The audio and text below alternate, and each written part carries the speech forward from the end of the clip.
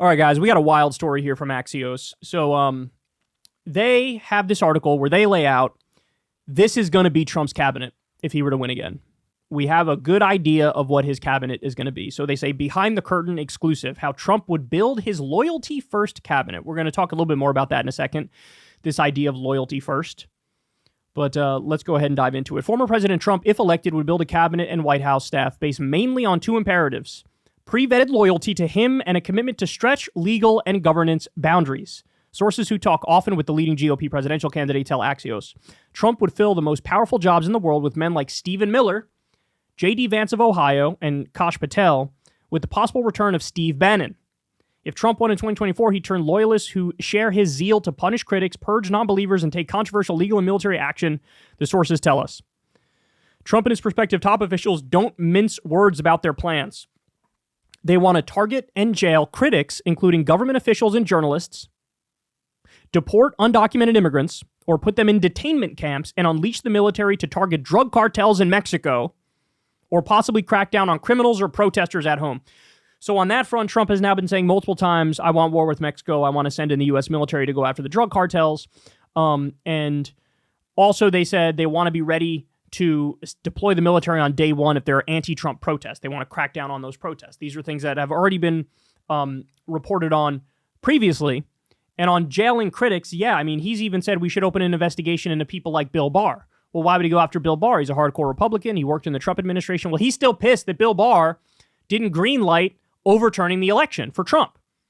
So it is retribution. It is vengeance. And Trump has said, if you vote for me, I will be your retribution. I am your retribution. So the question is, what lessons did he learn from the first term? And the answer is, anytime I was talked out of what my instincts wanted me to do, that was bad. I need to go with my instincts every time. And so he wants to surround himself with total sycophants. They want to scrap rules that limit their ability to purge government workers deemed disloyal.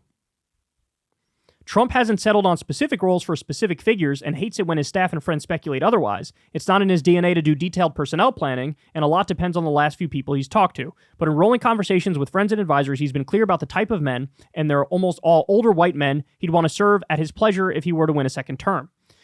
We wrote last month about the multi-million-dollar effort to vet loyalists for up to 50,000 lower-level government jobs in a Trump administration. This is about their potential bosses. So, by the way, this also has shades of Project 2025. All of the right-wing think tanks got together and came up with this long document to say, here is what we're going to do moving forward. Here's what we want in 2024. And you're not going to be surprised to learn, rule number one is the total and utter destruction of the administrative state and the regulatory agencies. They want to totally get rid of them. And outside of that, they want to do what's called the unitary executive theory, which is what Dick Cheney and George W. Bush is, which is this notion that all the power is vested in the president, and the president picks people who are his minions, and they run everything. So really, it's a war on separation of powers. It's a war on our institutions. It's a way to become more authoritarian and then, in a very direct way, implement the right-wing agenda, where you don't have to jump through any hoops. You don't have to go around any barriers. You don't need to worry about opposition. This is what their goal is.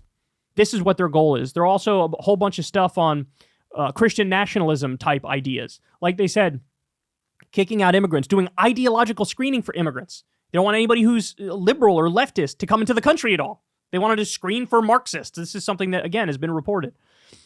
It's unclear who would land where, but make no mistake, these are specific prototypes of Trump Republicans who would run his government. This is very different from the early days of his first term when he was restrained by more conventional officials from John Kelly to James Mattis to Gary Cohn. This time it'll all be loyalists, no restraint. So look, this is an interesting point because I remember at the time, I actually hated that there were establishment Republicans around him.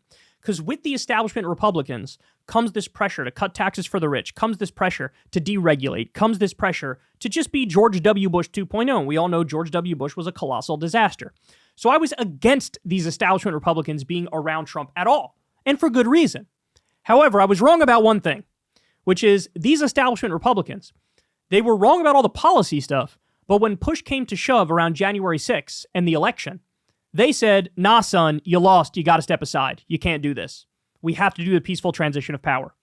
And on that front, all of a sudden, now you're happy that he was surrounded by some people who were establishment Republicans who were like, that's a bridge too far and we can't do that. We shouldn't do that. So they were simpatico on policy. They did push the administration in a more George W. Bush neocon type direction. But at the same time, at least they tried to make sure, no, you can't do this. You can't steal the election. Here's our latest intelligence on what's being discussed among Trump and a small group of confidants. For vice president, okay, here's the list. J.D. Vance, Pence is out, as we all know. J.D. Vance, who used to be anti-Trump, but then became a Trump sycophant and won his election, and now he's a senator.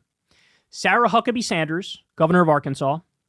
Carrie Lake, the psycho who lost the race for governor in Arizona.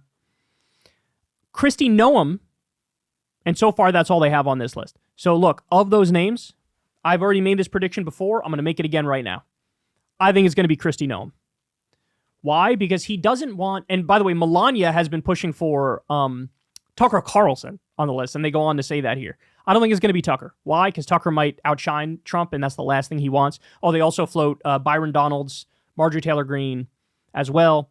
Byron Donalds, black Republican, really trying to get his name out there in MAGA world. I think it's going to be Kristi Noem because there's no chance she outshines Trump at all because she has a personality that's really not interesting. She's also very attractive. Trump likes that. And she's fiercely loyal. I think it's going to be her. If it's not her, it'll only be because Melania's like, don't do that. And by the way, Kristi Noem was the governor of South Dakota, and she was the one having an affair with Corey Lewandowski, who at one time was Trump's campaign manager. So, and that really messy backstory there. But anyway, so I don't think it's going to be J.D. Vance. I don't think it's going to be Sarah Huckabee Sanders. Carrie Lake is in the running, but I think Trump doesn't like the fact that, number one, she could outshine him, and number two, she's a loser. She lost. She's trying to do the whole like rigged election thing like Trump, but I think Trump knows she lost. And so he's not really interested. So those are the potentials for VP. Again, I'll go out on a limb here and say I think it's very likely it's Kristi Noem. I think it's going to be Kristi Noem. Trump asked last month about Carlson as potential VP and said, quote, I like Tucker a lot. He's got great common sense.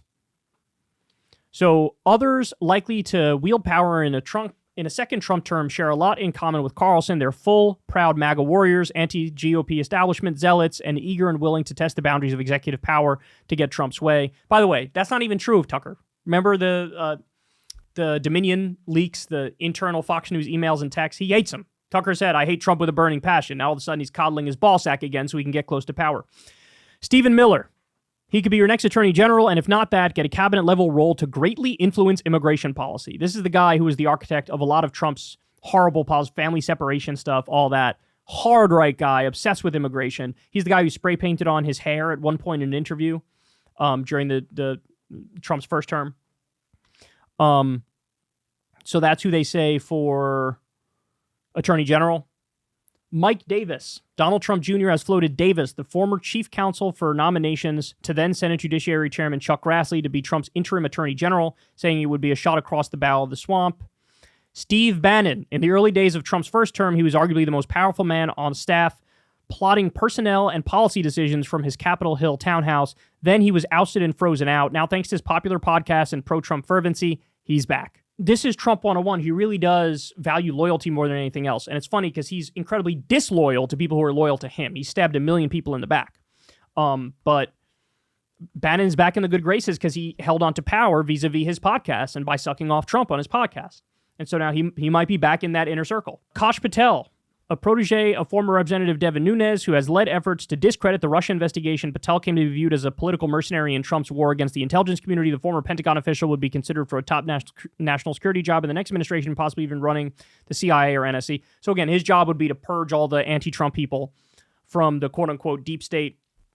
And anyway, this goes on. Some of these people I don't even know, to be fair. I know a bunch of them, but there's a lot I don't know. Jamie Dimon. Trump is now open to a few more mainstream picks if they bring celebrity or pizzazz. For example, Trump would consider J.P. Morgan Chase CEO Jamie Dimon, a Democrat, to head Treasury. He wants a big name, a source close to the campaign said, and he loves billionaires. Well, perfect. Tom Cotton, former Army infantry officer, now he's a senator, known for his hard edge, who wrote the New York Times op-ed defending using the Insurrection Act against protesters. He would be considered to head the Pentagon. Again, that flies right in the face of Trump's whole, I'm against war, I'm anti-neocon. Nobody wants more war than Tom Cotton. Nobody. This is exactly what happened in 2016. Oh, I'm anti-war, but now let me bring in Gina Haspel. Let me bring in John Bolton. Let me bring in the worst neocon warhawks in the country. That's Tom Cotton. Anyway, the loyalty thing should terrify you. Because then what he's trying to do is make a situation where nobody ever stands up to him ever, and he does whatever he wants, and you know that if you go based off his gut instinct, we're in a hell of a lot of trouble. We're in a hell of a lot of trouble. So, and by the way, I'll end with this. He's the favorite. Donald Trump is the favorite for 2024 as I'm speaking to you right now. Going to be tumultuous times ahead, man. They're bad now, but they're going to get worse. Hey, y'all, do me a favor and like and subscribe. It helps out big time in the algorithm. Click the bell as well for notifications when videos drop, and watch that video on screen right now.